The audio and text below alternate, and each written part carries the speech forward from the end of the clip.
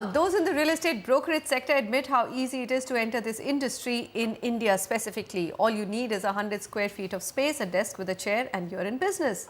You don't need any investment or accreditation to become a broker. So it should come as no surprise to you when your broker stops taking your calls or claims that the sales agent you dealt with has left the company once your check is in. Vasudha Sharma tells you how India's thriving brokerage business escapes the regulatory radar.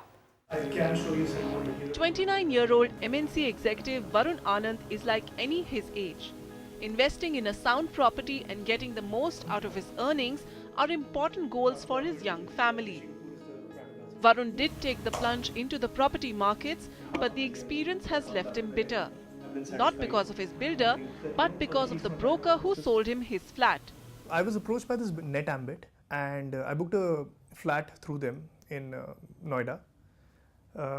And I was offered a certain discount from them initially, but later on, that discount came along with a string attached, that being a credit note.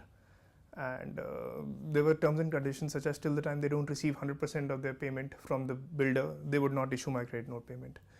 Even after the builder making their payment, they have never, cleared the payment. He was promised his discount after 30% of the payment. It was later hiked to 60%, and now even after 90% of the payment, his discount is still just on paper.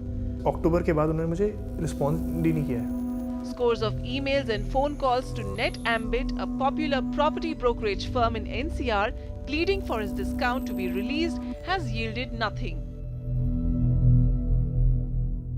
I'm supporting my parents. I could have used that money to build something for my parents. Unfortunately, they don't care about it. Varun, in fact, is not the only one to claim cheating by NDTV. There are many who allege this broker first pursued home seekers to transact through them, and later they cut all communication when buyers started discovering loopholes either in the transaction or the project.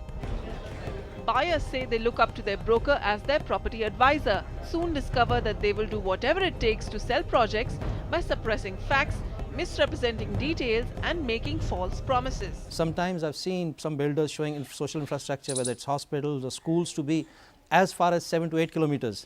But when they are making the pitch, they say it is within walking distance or maybe half a kilometer or so. The builder has got certain red flags coming up. The builders do not highlight that.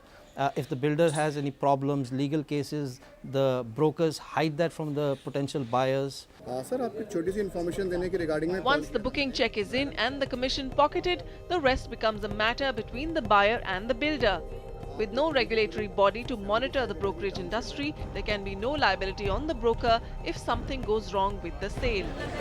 No licensing regime in most parts of the country, including in Delhi. A lot of the people simply disappear, which is why when we look around for case laws on how real estate brokers have been dealt with by consumer forums and stuff, you will be surprised there are almost next to none in India. The property business in India is run a lot on goodwill, and one of the large players in the organized brokerage industry, Investors Clinic, has recognized that by adding its own in-house customer care team to serve buyers through the life cycle of the project until possession.